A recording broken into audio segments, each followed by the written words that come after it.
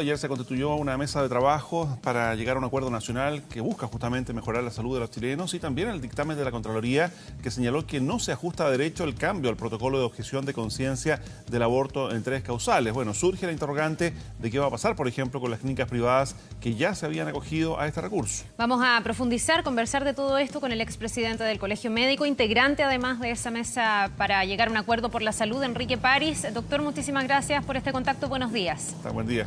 Buenos días, buenos días. Bien, quiero partir hablando Carla del protocolo y este dictamen y los efectos prácticos que podría tener. Una de las interrogantes es esa, si se va a comprometer la atención finalmente a las personas en el marco de la crisis, además de salud, que tenemos en Chile. Yo pienso que no, Carla.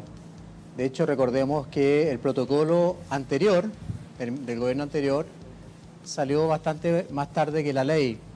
Y sin embargo, se prestaron las atenciones necesarias sin que fuera necesario, repito la redundancia, tener el protocolo. Por lo tanto, yo creo que este rechazo que ha hecho la Contraloría a ambos protocolos, entre paréntesis, no tiene por qué retardar ni dificultar la atención de las pacientes que están acogidas a la ley. Ahora, doctor París, usted fue presidente, como ya decíamos, del Colegio Médico, ha estado colaborando además con el gobierno en materia de salud y sabemos la importancia que tiene la gestión de un ministro de salud que en diferentes gobiernos ha permanecido también bajo la mirada pública y muchas veces muy cuestionado. ¿Cuánta responsabilidad hay directamente del ministro Santelices en todo lo que está ocurriendo? Bueno, él dijo ayer que reconocía que habían cometido algunos errores. Y es por eso que se va a reglamentar ahora, se va a hacer un reglamento a la brevedad posible, creo que fijó como plazo una semana, sí, para corregir esta situación, acatar la demanda o lo que dijo la Contraloría, y me imagino que de ahí en adelante esto se solucionará. ¿No se debiera haber partido por allí? ¿Perdón? ¿No se debiera haber partido por allí? Bueno, yo creo, y se lo dije ayer al presidente en la reunión, que me gustaría que en la fabricación del protocolo o en la elaboración de este nuevo reglamento, ojalá que participaran las entidades que tienen algo que decir, incluso el Colegio de Matronas, yo creo las agrupaciones de mujeres de uno u otro lado, para obviamente no volver a cometer errores. Yo creo que es muy importante escuchar también a las clínicas y al sistema público de salud. Es decir, aunque sea trabajoso, elaborar un reglamento que esté consensuado, que esté revisado en detalle para no volver a cometer errores, como dijo el mismo ministro. No estoy atacando al ministro como han querido decir algunos.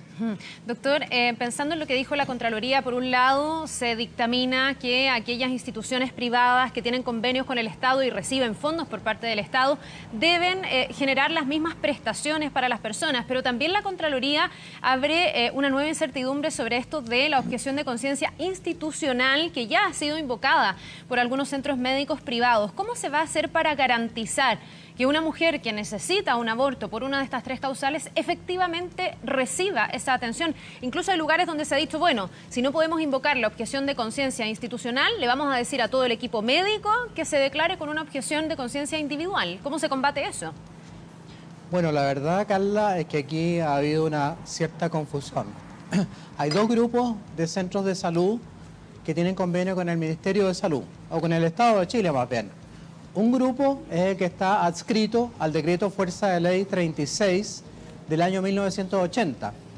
Ese grupo de clínicas o de hospitales, ahí no hay ninguna clínica en realidad, hay solamente hospitales, reciben el mandato de atender a la población que tienen bajo su alero, asumiendo todas las labores del Estado de Chile y todas las labores del Ministerio de Salud. El ejemplo más claro es el Hospital Parroquial de San Bernardo. Entonces, ¿qué es lo que dice la Contraloría? Que ese tipo de establecimientos no pueden aducir objeción de conciencia, porque pertenecen, de hecho, a la red de salud del Estado de Chile. Ese es el decreto Fuerza de Ley 36 de 1980, es muy antiguo. Otro grupo, donde pueden estar algunas clínicas u hospitales clínicos, tienen convenios para atención de ciertas prestaciones.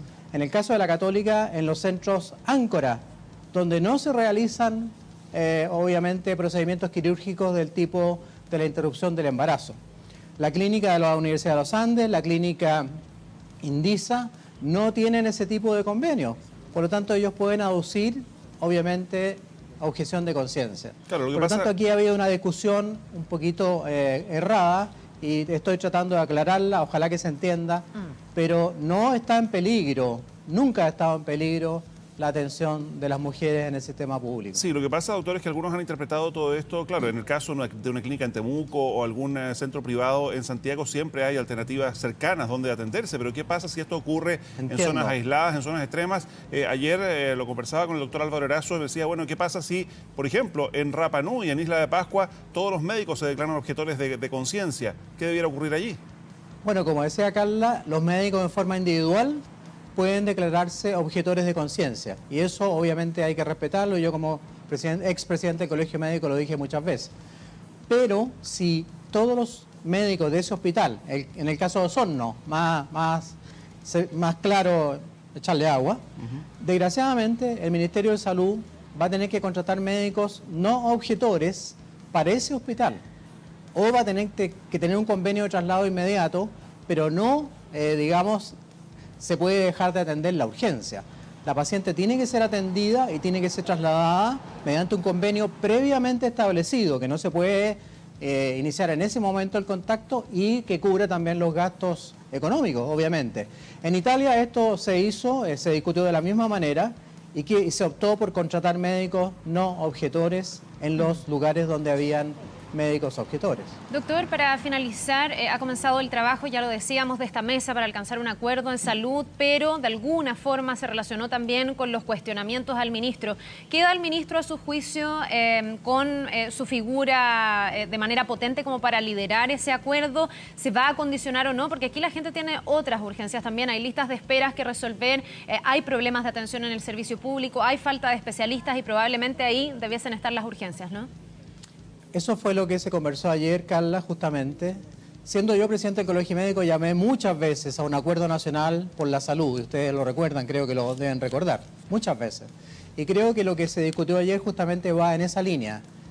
Disminuir las listas de espera, hacer que los hospitales trabajen todo el día, trabajar en el precio de los medicamentos. El presidente le ha dado su apoyo al ministro. El ministro cuenta con el apoyo del presidente y el que tiene que definir acá y evaluar a sus ministros, que son secretarios de Estado, es el presidente. Por lo tanto, yo creo que si él cuenta con el apoyo, puede seguir liderando esta comisión. Sí, pero ¿cómo queda usted? Disculpe, doctor, pero para aclararlo solamente, usted respondiendo a una pregunta ayer a nuestros compañeros ahí en Radio Duna, dijo que le encantaría ser ministro de Salud.